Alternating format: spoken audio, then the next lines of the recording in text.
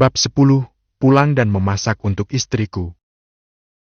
Harus diakui, ayam rebusnya rasanya sangat enak. Sekarang pekerjaan di ladang sedang sibuk, Paman Wang dan istrinya pergi bekerja di ladang setelah makan. Setelah menyelesaikan pekerjaan di sini, mereka akan kembali untuk membantu kedua putra mereka. Keluarga Suyun tidak memiliki banyak tanah, dan beberapa penduduk desa melihat bahwa dia telah meninggalkan sebagian tanahnya. Jadi mereka mengambilnya untuk ditanami. Dan Li Wanwan hamil tidak lama setelah menikah, jadi dia hanya melakukan apa yang dia bisa sendiri. Sedangkan untuk Suyun, tidak apa-apa untuk membiarkannya membantu. Dia benar-benar tidak tahu apa-apa.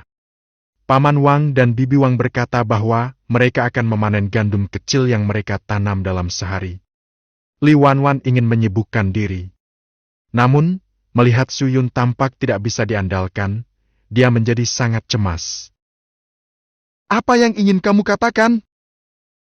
Setelah Suyun mencuci piring, dia melihat Li Wanwan, yang sedang dikurung, menatapnya dengan cemas sambil memutar matanya.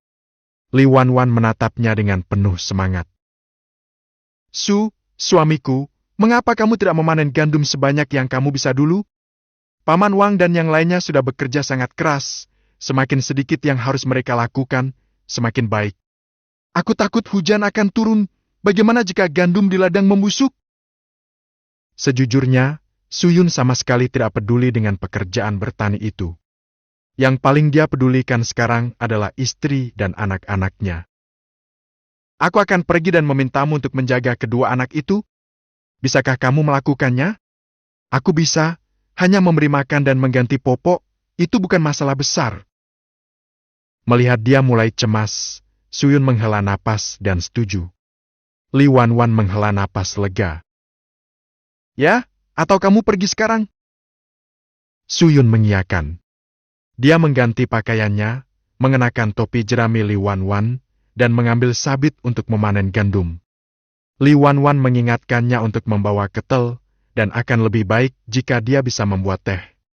Suyun melambaikan tangannya dan pergi ke ladangnya sendiri berdasarkan ingatannya. Suarwa ada di sini, apakah kamu sedang memanen gandum? Kamu tidak punya banyak gandum di sawah, jadi tidak akan butuh banyak waktu. Suarwa, kamu sangat beruntung. Wanwan memberimu seorang putra dan seorang putri. Benar sekali, kita tidak bisa iri dengan berkah seperti itu. Daerah ini penuh dengan orang-orang dari desa yang sama yang sedang memanen gandum. Dia sibuk sendiri tetapi tidak kesepian, dan tidak butuh waktu lama baginya untuk mendengarkan obrolan mereka. Dia tahu banyak gosip di desa, termasuk desa-desa lain. Suarwa, anakku menulis surat kepadaku hari ini. Aku akan membawanya kepadamu di malam hari dan kamu dapat melihatnya. Baiklah, Paman. Saat ini, cuaca sangat panas di bawah terik matahari, dan Suyun lelah dan duduk di tempat teduh untuk menyejukkan diri. Dia berpikir untuk membiarkan tanah ini dikerjakan oleh orang lain, cukup beri mereka sejumlah uang. Dia tidak ingin Li Wanwan bercocok tanam lagi, dan dia akan mencari hal lain untuk dilakukan untuk mengurus kedua anaknya. Tidak jauh dari sana, ada beberapa anak berusia 5 atau 6 tahun yang sedang memetik buah murbei. Dia berpikir untuk memetik beberapa untuk Li Wanwan saat dia kembali. Saat dia keluar, dia melihat pohon lokwa di sebelah kandang babi di luar dapurnya. Dia tidak tahu apakah kotoran babi disediakan dengan baik di masa lalu, jadi pohon itu penuh dengan kotoran babi.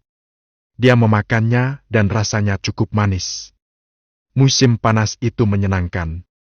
Selain lokwat, ada juga buah persik. Ada ladang di belakang rumah Paman Wang. Buah persiknya terlihat lezat. Dia akan membawa beberapa untuk Li Wanwan. Suyun memanen sepertiga dari tanahnya dan kembali memasak untuk Li Wanwan. Suarwa, kamu sudah kembali? Ya, aku memasak untuk Wanwan. Pagi sekali, matahari belum terbenam. Dia dikurung, jadi dia perlu makan malam. Oh, kalau begitu pergilah. Aku akan datang untuk menyiapkan sarapan untukmu besok. Setelah kembali, suara Li Wanwan terdengar di kamar tidur. Kamu sudah kembali? Dari suaranya, kenapa kamu pulang lebih awal? Suyun bersenandung. Aku kembali untuk memasak untukmu, bagaimana menjaga kedua anak sendirian? Li Wanwan berkata tidak apa-apa, dia sudah mulai merajut sweater untuk anak-anak. Suyun datang dan mengambil sweaternya. Jaga dirimu baik-baik selama masa kurungan, dan simpan selamanya untuk nanti. Dia mendengar bahwa wanita yang melakukan ini selama masa kurungan dapat dengan mudah melukai mata mereka. Ngomong-ngomong, aku tidak ada kegiatan. Dia mengatakan ini, tetapi menghadapi kekhawatiran Suyun, dia merasa manis di hatinya. Suyun membawa buah-buahan yang sudah dicuci. Ada mulberry, loquat, dan persik yang dikupas dan dipotong-potong. Kamu makan saja, aku akan memasak. Li Wanwan melihat buah-buahan ini dan tertegun.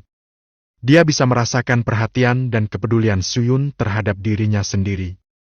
Lihat, buah persiknya dipotong-potong. Kemampuan memasak Suyun biasa saja, dan dia hanya bisa memasak beberapa masakan rumahan. Dia pergi ke halaman belakang dan mengambil beberapa kecambah bawang putih dan selada. Kemudian dia mengeluarkan daging babi dari ruang itu dan menggunakannya untuk menumis daging. Kemudian dia membuat beberapa selada tumis. Sedangkan daun selada, mereka cocok untuk membuat sup. Tidak ada lemari es di rumah, dan mudah rusak di musim panas, jadi Suyun tidak berani menumis terlalu banyak. Berpikir untuk memakan ayam Paman Wang di siang hari.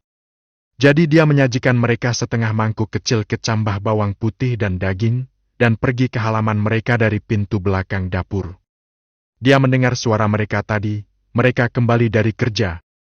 Ketika mereka melihat kecambah bawang putih dan daging yang harum, mereka tidak sopan. Terima kasih. Jaga baik-baik Wanwan, bibimu dan aku akan memotong gandum untukmu besok. Suyun tersenyum. Paman Wang dan Bibi Wang telah bekerja keras, kalau begitu mari kita makan siang di rumahku besok. Paman Wang juga tersenyum. Baiklah. Melihat Suyun begitu pandai bergaul dan peduli dengan keluarganya, dia pun merasa sangat senang. Suyun menggoreng banyak daging, tetapi meskipun begitu, Li Wanwan tetap memilihkannya untuknya. Baiklah, cukup. Aku tidak bisa makan lagi. Kamu makan saja, aku masih punya. Setelah makan malam, hari sudah benar-benar gelap. Keluarga Suyun biasanya tidak menggunakan listrik, mereka semua menggunakan lampu minyak tanah. Ya, listrik itu untuk kenyamanan. Menatap rumah yang terang dan kosong, Suyun mendesah dalam hatinya. Dia memberitahu Li Wanwan tentang rencananya. Ketika mendengar bahwa tanah itu diberikan kepada orang lain untuk bercocok tanam, Li Wanwan merasa tertekan. Lalu apa yang akan kita lakukan? Suyun tersenyum. Lakukan bisnis atau apapun, suamimu tidak akan membiarkanmu dan anak-anak menderita. Li Wanwan terdiam. Karena dia memilih untuk percaya pada perubahan Suyun, dia pun mempercayainya. Baiklah, aku akan mendengarkanmu. Konon katanya semakin lama melihat kecantikan di bawah lampu, semakin cantik jadinya. Suyun memegangi wajahnya, dan Li Wanwan terkejut. Istriku, kamu sangat baik. Sebuah ciuman langsung membuat wajah Li Wanwan penuh dengan awan kemerahan. Kebiasaanmu, suamimu akan melakukan hal yang sama di masa depan. Li Wanwan malu dan senang dengan perilaku intim seperti itu, dan dia tidak tahu bagaimana harus menanggapinya. Entah apakah itu karena memotong gandum di siang hari, Suyun tidur sangat nyenyak di malam hari. Mendengar tangisan seorang anak, dia terbangun. Anak itu menangis. Apakah dia lapar? Apakah kamu ingin mengganti popoknya? Tidak, tidak, kamu tidurlah dengan cepat. Suyun melihat Li Wanwan duduk di kursi sambil menyusui, dengan popok di sebelahnya. Karena tidak ada cahaya, hanya ada lampu minyak tanah yang redup. Tapi itu sudah sangat jelas. Tidurlah, aku tidak ada kegiatan besok dan bisa tidur di siang hari. Kamu masih punya banyak hal yang harus dilakukan. Suyun mengemasi popok. Tidak apa-apa, Mungkin ini malam pertama di rumah. Anak itu tidak terbiasa atau semacamnya. Dia menangis sesekali di tengah malam, dan ini adalah ketiga kalinya Suyun terbangun. Tidurlah, aku akan menghiburnya. Kai tidur sangat nyenyak, dan dia akan menangis sekali di tengah malam. Namun, Singsin menangis sebentar, dan dia harus dihibur. Suyun memeluknya dan membujuknya dengan lembut. Gadis kecil itu berhenti menangis setelah beberapa saat dan tertidur dengan kepala dimiringkan, terisak-isak. Bab 11. Pergi ke sungai menangkap ikan. Suyun mengira bayi Singsin itu tertidur, jadi dia berjingkat-jingkat dan akan meletakkannya di samping tempat tidur sebelah Li Wanwan. Oh, sepertinya ada duri di tempat tidur. Bayi Singsin itu mulai menangis lagi. Suamiku, aku akan menghibur dia dan kamu tidurlah. Tidak apa-apa, kamu tidurlah, aku akan menunggu sampai dia tertidur sebelum menidurkannya. Pasangan itu tidur di salah satu ujung tempat tidur, dan salah satu anak itu tidur di sebelah Li Wanwan. Mereka mengenakan kelambu melingkar panjang di setiap tempat tidur, dan merasa cuacanya tidak terlalu panas. Jadi tidak apa-apa untuk mengipasi mereka dengan pelan. Suyun menggendong seorang anak di lengannya, dan membuat cuacanya terasa cukup panas. Dia mengipasi dan membujuk anak Singsin itu agar tertidur.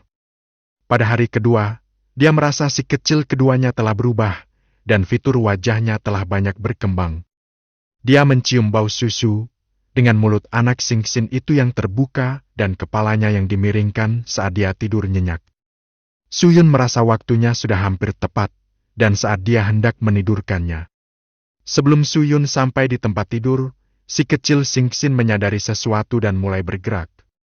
Tidak ada pilihan lain, Suyun harus menggendong bayi Singsin itu dan bersandar padanya agar dia bisa tidur malam nyenyak. Hari sudah hampir fajar ketika ia sendiri tertidur. Kepala Suyun membentur kayu dengan bunyi gedebuk dan membuat ia tiba-tiba terbangun. Li Wanwan juga terkejut. Baru saat itulah ia menyadari bahwa suaminya telah tidur dengan bayi Singsin itu di pelukannya sampai sekarang, dan dia merasa sangat tertekan. Suyun diam-diam menenangkan pikirannya, karena si kecil Singsin tidak menangis kali ini. Di musim panas, matahari terbit lebih awal. Suyun pergi ke dapur untuk memasak, dan Li Wanwan memintanya untuk tidur sedikit lebih lama. Namun Suyun tersenyum dan berkata, "Ketika aku kembali tadi malam, aku melihat ada ikan di kolam desa. Aku akan pergi dan melihat apakah aku bisa mendapatkan satu ikan setelah sarapan dan membawanya kembali untukmu makan siang nanti." Ada ikan di kolam, tetapi kebanyakan orang tidak akan pergi menangkapnya karena mereka tidak bisa menangkapnya. Sedangkan Suyun bisa berenang dan menyelam. Dia ingin mencoba menangkapnya, karena dia benar-benar iri dengan ikan besar dan gemuk yang ada di kolam sana. Setelah itu, dia dengan senang hati pergi memasak. Setelah sarapan, Suyun pergi menemui Paman Wang di rumahnya. Namun pintunya terkunci, dan mereka sepertinya sudah pergi ke ladang. Cuaca sangat dingin di pagi hari, dan Suyun mengambil keranjang untuk menangkap ikan. Tidak hanya ada ikan di kolam ini, tetapi juga ada bunga teratai. Saat ini, semua bunga teratai sedang bertunas dan akan mekar. Suyun melihat sekeliling dan tidak melihat siapapun, jadi dia melompat ke dalam kolam. Airnya agak dingin, tetapi juga tidak terasa dingin. Suyun menarik napas dalam-dalam dan menyelam ke dalam air. Memang ada banyak ikan di air ini, dan yang gemuk sungguh menakjubkan. Sebagian besar diperkirakan beratnya 3 atau 4 pon.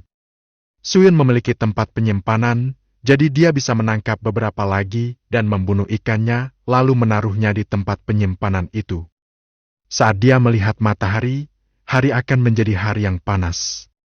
Semangkuk bubur yang telah dimakan Suyun di pagi hari telah habis rasanya setelah menyelam. Duduk di tepi kolam, dia terengah-engah karena kelelahan. Orang-orang yang lewat datang dan melihat bahwa tangannya kosong. Mereka tidak bisa menahan tawa. Menertawakan dia karena bermimpi. Hanya mereka yang bisa berenang yang berani masuk ke air. Seperti kata pepatah, "Mereka yang tenggelam adalah mereka yang bisa berenang." Beberapa hari yang lalu, seorang pria di desa lain pergi ke kolam untuk memancing dan hampir tenggelam. Untungnya, ada seseorang yang menemaninya. Kalau tidak, orang itu pasti sudah lama meninggal. Kali ini, Suyun berhasil menangkap 3 ekor ikan.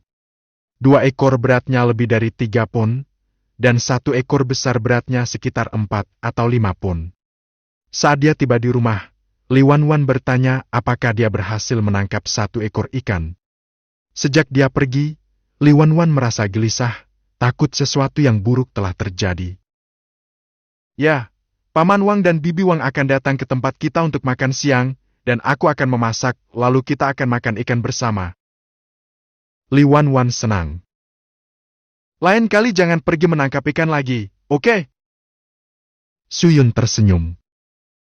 Oke, lain kali aku tidak akan pergi menangkap ikan. Dia membuat velai ikan, dan memberikan yang bertulang lebih sedikit kepada Li Wanwan untuk dijadikan hidangan ringan. Selebihnya, ia membuat velai ikan rebus, menggunakan bahan-bahan apapun yang tersedia di rumah. Suyun juga membuat tumis kubis dengan daging, tumis sayuran hijau, dan merebus sup bening. Suyun membawa sebagian untuk Li Wanwan, dan ngomong-ngomong, ia menemukan botol pecah untuk menaruh seikat bunga liar yang telah dipetiknya. Buket bunga terlihat agak tidak pada tempatnya di rumah bobrok ini. Li Wanwan tidak tahu maksud Suyun, tetapi menurutnya buket bunga itu terlihat sungguh indah. Paman Wang dan istrinya kembali sambil membawa sabit. Dari jauh aku sudah bisa mencium bau masakanmu. Apa yang sedang kamu masak? Mencermati lebih dekat, tidak hanya ada ikan, tetapi juga tumis kubis dengan daging. Harus diketahui, keluarga mereka tidak makan daging sepanjang waktu, mereka hanya makan sedikit sesekali. Dari mana kamu mendapatkan ikan ini? Aku menangkapnya dari kolam tadi pagi. Menangkapnya? Kamu bisa masuk ke air? Kamu sungguh sangat berani. Bagaimana mungkin mereka tidak tahu bahwa Suyun bisa berenang? Setelah mencuci tangan, pasangan itu mulai makan makanannya dengan rasa yang sangat lezat. Suyun, ikanmu sangat lezat. Kenapa sekarang kamu begitu pandai memasak? Benar sekali. Mengapa aku tidak menyadarinya kamu bisa memasak sebelumnya? Setelah makan, Bibi Wang meminta Suyun untuk beristirahat dan dia akan mencuci piring. Di luar halaman, Paman Wang melihat ke arah tembakau daun dan sekilas melihat Suyun sedang mencuci buah lokwat. Bisakah kamu makan buah lokwat sebanyak itu? Aku tidak makan, tapi aku akan menggunakan gula batu untuk membuat pasta lokwat ini nanti. Pasta lokwat ini bagus untuk batuk. Setelah melihat-lihat, Suyun mengeluarkan beberapa butir telur. Lalu dia membuat puding telur untuk Li Wanwan di sore hari. Bab 12, dari mana kamu mendapatkan uang?